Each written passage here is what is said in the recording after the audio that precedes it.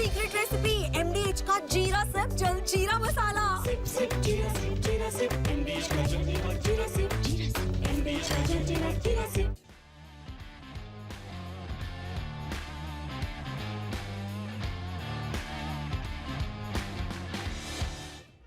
नमस्कार, स्पोर्ट्स 9 में आप सभी का स्वागत है। मैं हूं शिवेंद्र और भारतीय टीम ने बर्मिंघम में पहले 2 दिन जो अभ्यास किया वो क्लोज डोर था। इसके बाद भारतीय टीम को 1 दिन का आराम दिया गया था, लेकिन आज जो उसने प्रैक्टिस की उसको मीडिया को देखने की अनुमति थी। देखने को बहुत कुछ मिला, तो खबरें हमारे पास तक भी आई। क्या कुछ दिखाई दिया नेट्स में, किस तरह से प्लेइंग 11 को लेकर संकेत मिले, और इसीलिए हम कह भी रहे थे कि प्लेइंग 11 को तय करने के लिए जो तारीख है वो आज की ही है। आज भारतीय टीम में कोच और कप्तान 99% इस बात पर सहमति बना चुके होंगे कि बर्मिंघम में यानी एजबेस्टन टेस्ट मैच में भारतीय टीम का प्लेइंग 11 कैसा रहने वाला है। इसी पर बातचीत करेंगे। साथ ही ग्रेग चैपल भारतीय टीम के पूर्व कोच रहे हैं, आप दिग्गज खिलाड़ी रहे हैं। हालांकि भारतीय टीम के साथ उनके संबंध अच्छे नहीं रहे, रिश्ते अच्छे नहीं रहे, बहुत अच्छा अनुभव भी नहीं रहा, लेकिन उन्होंने एक बड़ा बयान दिया है और उस बयान के बाद कुलदीप यादव को शायद नींद नहीं आएगी। जिस खिलाड़ी से उनकी तुलना की है, शेन वॉर्न से तुलना की है ग्रेग चैपल ने, इसके बाद आप समझ सकते हैं कि कुलदीप यादव कितने खुश होंगे। चलिए इन्हीं सारे मुद्दों पर बात करेंगे। सबसे पहले अपडेट से शुरुआत करते हैं। किस तरीके से टीम इंडिया ने आज एजबेस्टन में पसीना बहाया। दूसरे टेस्ट मैच की प्लेइंग 11 को लेकर मिले कई संकेत, जिसकी उम्मीद भी थी कि जब मैच से कुछ घंटे मैच में बाकी रह जाएंगे तो फिर संभवतः यह समझ में आएगा कि किस तरह से भारतीय टीम सोच रही है प्लेइंग 11 को लेकर। जसप्रीत बुमराह ने गेंदबाजी का अभ्यास नहीं किया। पंत टेनिस बॉल के साथ प्रैक्टिस करते हुए दिखाई दिए।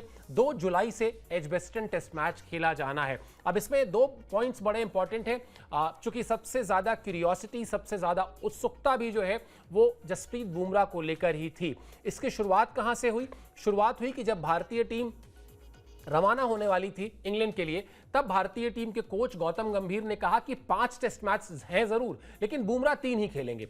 तो बुमराह वो 3 टेस्ट मैच कौन से खेलेंगे? उसमें से पहला टेस्ट मैच उन्होंने खेला जिसमें उन्होंने 43.4 ओवर गेंदबाजी की। तब ये चर्चा होने लगी क्या दूसरे मैच में उनको खिलाया जाए या ना खिलाया जाए। अब यहां से पहले जो 2 दिन का सेशन हुआ था, नेट्स हुआ था, उसमें 1 दिन उन्होंने गेंदबाजी की, 1 दिन नहीं की, तो बहुत सारा डाउट था। लेकिन जिस तरह से आज उन्होंने गेंदबाजी नहीं की, इससे यह कहा जा सकता है कि जसप्रीत बुमराह को आराम देने का ही दिमाग में चल रहा है आइडिया भारतीय टीम मैनेजमेंट के। हालांकि इसमें जो खतरा है वो खतरा यही बड़ा है कि अगर जसप्रीत बुमराह नहीं खेलते हैं और भारतीय टीम इस टेस्ट मैच को भी गंवा देती है, तो फिर अगले 3 टेस्ट मैच भारतीय टीम के लिए जीतना बहुत मुश्किल होगा। इस पर शो में आगे बात भी करेंगे। जब दूसरे खिलाड़ी को लेकर जो सबसे ज्यादा सस्पेंस है वो है कुलदीप यादव, उनको लेकर भी बातचीत करते हैं। उनकी कहानी कुछ ऐसी है कि पहले मैच में वो प्लेइंग 11 का हिस्सा नहीं थे, लेकिन जब भारतीय टीम 20 विकेट नहीं ले पाई, यानी इंग्लैंड को 2 बार ऑल आउट नहीं कर पाई, तब ये चर्चा लगातार शुरू हुई कि भाई क्या ऐसा हुआ कि भारतीय टीम के पास वो गेंदबाजी यूनिट ही नहीं थी जो 2 बार इंग्लैंड को आउट करती। और फिर जो नाम आया वो नाम आया कुलदीप यादव का, कि कुलदीप यादव अगर होते तो संभवतः वो जो उनका स्टाइल है, जिस तरह से वो आक्रामकता के साथ गेंदबाजी करते हैं, संभवतः वो ये काम कर सकते थे। तो बहुत चांसेस है कि वो दूसरा टेस्ट मैच खेलें, और बड़े बड़े दिग्गज खिलाड़ियों ने उनके नाम की वकालत की है। अच्छी खबर यह है कि जो आज ओपन नेट सेशन था मीडिया के लिए, जो हम लोगों ने देखा और जो हम खबरें आप तक पहुंचा रहे हैं, कुलदीप यादव ने ठीक ठाक देर तक गेंदबाजी की है और उनके लिए वकालत कई दिग्गजों ने की थी, जो बात अभी मैं थोड़ी देर पहले कह भी रहा था। इन दिग्गजों में एक नाम अब और शामिल हो गया है, और वो न सिर्फ विश्व क्रिकेट के बड़े खिलाड़ी के तौर पर देखे जाते हैं, बल्कि भारतीय टीम के पूर्व कोच भी रहे हैं, जो है ग्रेग चैपल। मांजरेकर कह चुके हैं, वेंगसरकर कह चुके हैं, हरभजन कह चुके हैं, अजहर कह चुके हैं। ये सारे क्रिकेट के बड़े नाम हैं। वेंगसरकर ने भारतीय टीम की कप्तानी भी की है। अजहर तो लंबे समय तक भारतीय टीम के सबसे सफल कामयाब कप्तान थे। तो इन सब का कहना है कि कुलदीप यादव को अब टीम में शामिल करना चाहिए। अगर आपको ये दूसरा टेस्ट मैच जीतना है, तो इस सीरीज में वापसी करनी है, तो इस सीरीज में बने रहना है। तो अब तक कुलदीप यादव ने 13 टेस्ट मैच खेले हैं और 13 टेस्ट मैच में उनके खाते में 56 विकेट हैं। तो कोशिश यही होगी शुभमन गिल की, कोशिश यही होगी गौतम गंभीर की बतौर कप्तान और बतौर कोच। ये दोनों सोच यही रहे होंगे कि अब जो इस बार दूसरे टेस्ट मैच के लिए प्लेइंग 11 चुनी जाए, उसमें कम से कम ऐसे खिलाड़ियों को, खासतौर पर ऐसे गेंदबाजों को शामिल किया जाए जो कम से कम 2 बार इंग्लैंड के पूरी टीम को आउट करने का मादा रखते हों। चलिए अब ग्रेग चैपल के उस बयान पर आते हैं जो उन्होंने कुलदीप यादव को लेकर दिया। उनका ये कहना कि कुलदीप यादव को शामिल करना चाहिए। हमने आपको सारे खिलाड़ियों के जो पूर्व दिग्गज बताए, चाहे वो वेंगसरकर हो, चाहे मांजरेकर हो, चाहे हरभजन हो, लेकिन जो 2 ताज़ा बयान आए हैं अजहर के और ग्रेग चैपल के, दोनों आपको दिखाते हैं उन्होंने कुलदीप यादव को लेकर और भारतीय टीम के प्लेइंग 11 को लेकर क्या कहा है। लीड्स में हार की सबसे बड़ी वजह फील्डिंग नहीं थी। हैरी ब्रूक को शुरू में मिला जीवनदान सबसे अहम था। मेरे हिसाब से सबसे बड़ी दिक्कत थी गेंदबाजी में वैरायटी की कमी। जसप्रीत बुमराह को छोड़कर बाकी सभी तेज गेंदबाज एक जैसी गेंदबाजी कर रहे थे। सभी दाएं हाथ के थे, सभी मीडियम फास्ट थे और सभी के एंगल भी एक जैसे ही थे। गेंदबाजी में बदलाव करने पर विकेट गिरते हैं, लेकिन भारतीय गेंदबाजों में वैरायटी ना होने की वजह से ऐसा नहीं हुआ। ये विविधता शुभमन गिल के पास अभी उपलब्ध नहीं है। मेरे ख्याल से अगर बुमराह नहीं है तो टीम में अर्शदीप सिंह को शामिल करना चाहिए। साथ ही कुलदीप यादव को भी जगह मिलनी चाहिए। मेरे ख्याल से शेन वॉर्न के बाद वो सबसे अच्छे रिस्ट स्पिनर हैं। आप शेन वॉर्न आप जानते हैं विश्व क्रिकेट में जो उनका रुतबा था, जिस तरह के वो खिलाड़ी थे, जिस तरह के वो मैच विनर थे, उनकी तुलना कुलदीप यादव से करना कहीं ना कहीं कुलदीप यादव का जो आत्मविश्वास होगा वो होगा इस वक्त 7वें आसमान पर। क्योंकि एक तरफ तो उनके नाम की वकालत भारत के पूर्व दिग्गज खिलाड़ी कर ही रहे थे, अब तो ग्रेग चैपल ने भी कह दिया है कि भाई उनको आप खिलाइए अगर आप चाहते हैं कि दूसरे टेस्ट मैच में एक बेहतर परफॉर्मेंस देखने को मिले। साथ ही जिस तरह से उन्होंने फील्डिंग को लेकर कहा है कि वो फील्डर्स से कैच छूटे वो एक अलग चीज थी, लेकिन वो जो हैरी ब्रूक को पहली ही गेंद पर आउट किया था जसप्रीत बुमराह ने और वो गेंद नो बॉल निकल गई थी और बाद में उन्होंने 99 रन बना दिए, ये बड़ा क्रूशियल रहा। कहीं ना कहीं ग्रेग चैपल की ये बात ठीक भी है क्योंकि कैच जो छूटे थे वो तो नुकसान हुआ ही हुआ, लेकिन उसके अलावा उस एक विकेट का भी काफी नुकसान हुआ और बाद में हैरी ब्रूक का फिर कैच भी छूटा था, आपको बता दें। तो कुल मिलाजुलाकर कई बार अप्रत्याशित लगती है वो हार। अभी भी जब एक हफ्ता लगभग बीत चुका है तब भी ये मानने को तैयार नहीं होता दिल और ना ही दिमाग कि 5 शतक लगाने के बावजूद भारतीय टीम को लीड्स में हार का सामना करना पड़ा। और अगर ये बहुत सामान्य सी बात होती तो शायद पच भी जाती। सामान्य सी बात इसलिए नहीं है क्योंकि टेस्ट क्रिकेट की हिस्ट्री में पहली बार ऐसा हुआ था जब किसी टीम की तरफ से 5 शतक लगे हों लेकिन उसके खाते में हार आई हो। तो इसलिए शायद बड़ी चर्चा भी हुई इस हार की और अब लगातार प्लेइंग 11 को लेकर बात हो रही है कि आपको, और याद होगा आपको गौतम गंभीर जब जा रहे थे इस दौरे के लिए तो वो ये कहकर गए थे कि आप 1000 रन बनाकर भी जीत की गारंटी नहीं दे सकते हैं। अगर आप जीत की गारंटी दे सकते हैं तो एक ही सूरत में, और वो है विरोधी टीम को 2 बार आपको ऑल आउट करना पड़ेगा। मुझे याद है सौरभ गांगुली जब भारतीय टीम के कप्तान थे तो वो लगातार ये बात कहते थे कि अगर आपको टेस्ट मैचेस जीतने हैं तो आपको ऐसे गेंदबाज चाहिए जो 20 विकेट निकाल सकते हो मैच में। तो संभवतः ये जो प्लेइंग 11 में सुझाव की बात आ रही है, जो बदलाव के सुझाव आ रहे हैं, उसमें सब में निकल कर यही आ रहा है कि वो गेंदबाजी यूनिट ऐसी होनी चाहिए। क्या कहा मोहम्मद अजहरुद्दीन ने वो भी आपको दिखाते हैं, उसके बाद फिर इस चर्चा को आगे बढ़ाएंगे। टीम इंडिया जसप्रीत बुमराह पर बहुत ज्यादा निर्भर हो गई है, ये आसान नहीं है। टीम को और अनुभवी गेंदबाजों की जरूरत है। अगले टेस्ट में कुलदीप यादव को जगह देना चाहिए।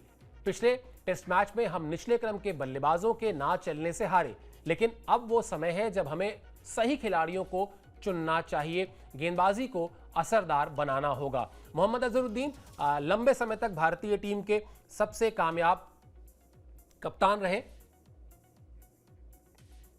और उनका यह सुझाव बहुत ही इंपॉर्टेंट है, जिसमें वो ये कह रहे हैं कि जसप्रीत बुमराह पर जो डिपेंडेंसी है वो बहुत ज़्यादा है। आपको और इस तरह के स्पिनर्स चाहिए जो विकेट टेकिंग एबिलिटी जिनके अंदर हो, जो गेंदबाजी करें तो लगे कि हाँ ये विकेट ले सकते हैं। और कुलदीप यादव को आप देखेंगे, चाहे वो जो टेस्ट मैचेस बहुत ज़्यादा नहीं है, सैंपल साइज 13 मैच में 56 विकेट है, लेकिन जब आप लिमिटेड ओवर्स में जब आप देखेंगे तो जिस तरह से वो गेंदबाजी करते हैं, या IPL में जब आप देखेंगे बड़ा जिगरा है उनके पास।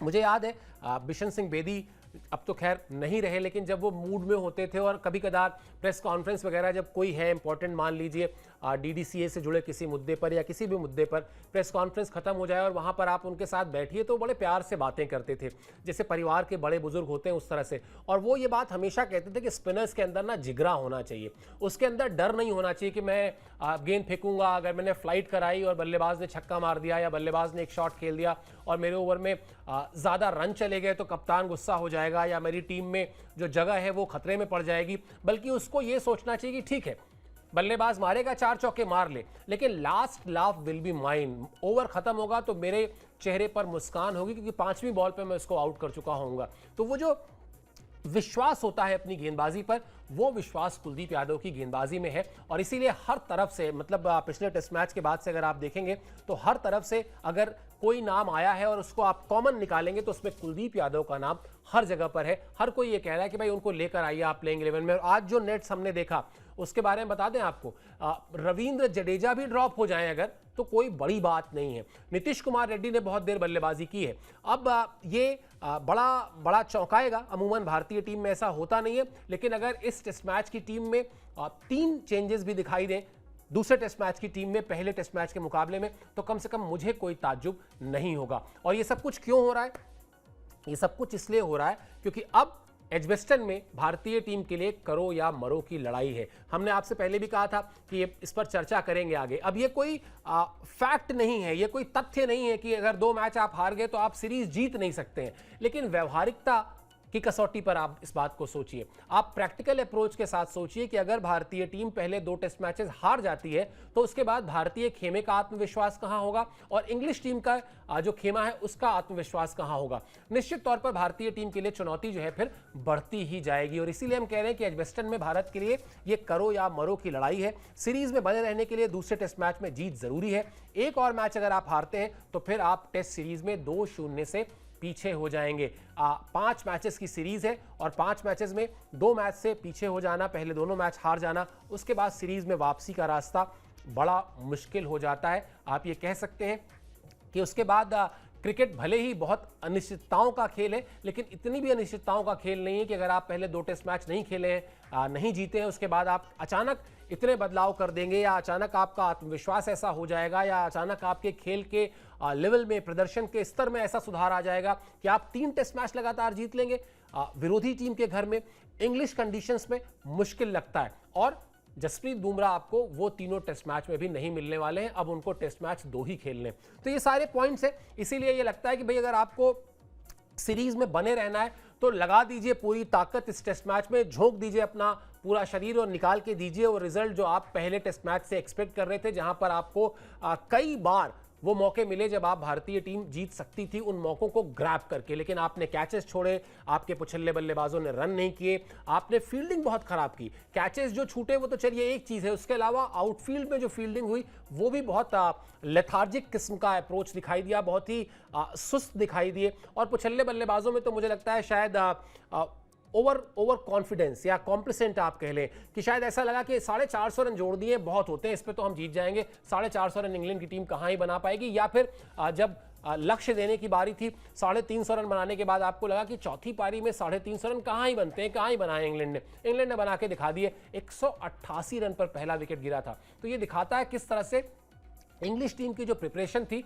वो ज्यादा बेहतर थी। चलिए अब आपको बताते हैं वो ग्रेग चैपल का दूसरा बयान जो कहीं ना कहीं भारतीय टीम के लिए राहत देने वाला ही है। भारतीय टीम के साथ उनके रिश्ते अच्छे नहीं थे, अनुभव अच्छा नहीं रहा था। आपको याद ही होगा जब वो कप्तान सौरव गांगुली उनको लेकर आए और उसके बाद सौरव गांगुली से उनका जो विवाद हुआ, फिर वो भारतीय क्रिकेट के काले अध्याय में से उस पर बात क्या करना। लेकिन फील्डिंग को लेकर उन्होंने एक बड़ी बात कही, उन्होंने एक तरीके से क्लीन चिट दी है।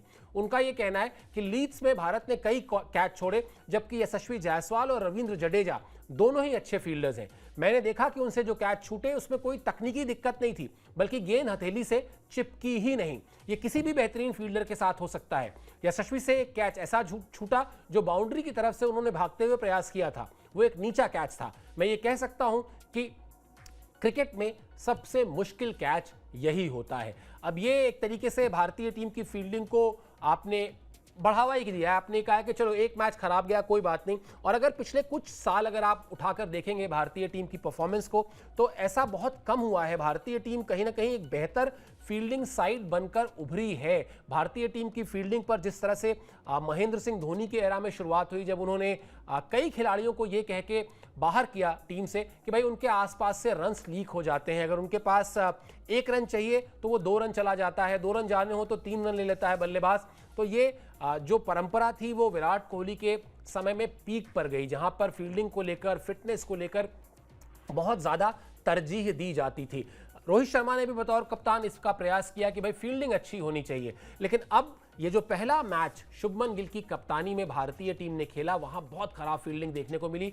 आधा दर्जन कैच करीब छूटे, जिसमें से 4 कैच यशस्वी जायसवाल से छूटा और 1 रविंद्र जडेजा से छूटा। और ये बात भी बिल्कुल सही है कि ग्रेग चैपल जो कह रहे हैं ना कि रविंद्र जडेजा और यशस्वी जायसवाल भारतीय टीम के सेफ हैंड्स हैं, इनको कहा जाता है अच्छे फील्डर्स हैं। उम्मीद यही होगी और जिस तरह की ड्रिल्स होती हैं, जिस तरह से बातचीत होती है, वो यही हो रही होगी कि चलो एक मैच खराब गया लेकिन कम से कम हम फील्डिंग में अब इस तरह से हमें गलतियां नहीं करनी हैं। तो ये सब कुछ ये भारतीय टीम का जो नेट्स था, जो आज का सेशन था, जो ओपन था मीडिया के लिए, जब हम देख पाए, सुन पाए, लोगों से बातचीत कर पाए वहां से जो कुछ निकल कर आया वो हमने बताया। इंपॉर्टेंट पॉइंट्स एक बार फिर रिपीट कर देता हूं। जसप्रीत बुमराह का गेंदबाजी ना करना अहम है। नीतीश रेड्डी का अच्छा खासा अभ्यास करना अहम है। कुलदीप यादव का काफ़ी देर तक गेंदबाजी करना अहम है। ये सारे वो पॉइंट्स हैं जो प्लेइंग 11 को तय करने की तारीख के दिन एक संकेत के तौर पर देखे जा रहे हैं। मैच से एक दिन पहले जो ऑप्शनल नेट सेशन है, यानी उसमें मुझे लगता है कि शायद जो गेंदबाज हैं, तेज़ गेंदबाज हैं, उनको भले ही वो जाएं मैदान तक, लेकिन उनको बहुत ज़्यादा मेहनत नहीं करनी होगी। बल्लेबाज ज़रूर थोड़ा बहुत पसीना बहाएंगे। और वो जो शो की शुरुआत में मैंने कहा था ना कि 99% कोच और कप्तान एक पेज पर सहमत हो चुके होंगे कि हमें कैसा प्लेइंग 11 लेकर जाना है एजबेस्टन में। उसको आप 99% को 100% के लिए उस ऑप्शनल नेट सेशन का इंतजार रहेगा। वहां से जो भी खबर निकल कर आएगी, वहां से जो भी संकेत मिलेंगे, वो भी हम आप तक पहुंचाएंगे, क्योंकि हम हमेशा आपसे यही वायदा भी करते हैं कि आपसे कुछ मिस नहीं होने देंगे। आपको सिर्फ इतना करना है, स्पोर्ट्स 9 को सब्सक्राइब कर लीजिए। अगर आपका कोई सुझाव है वो ज़रूर दीजिए, हम उस सुझाव पर भी अमल करेंगे। बहरहाल इस शो के लिए आपने समय निकाला, आप हमसे जुड़े। हमसे जुड़ने के लिए बहुत बहुत शुक्रिया, बहुत बहुत आभार।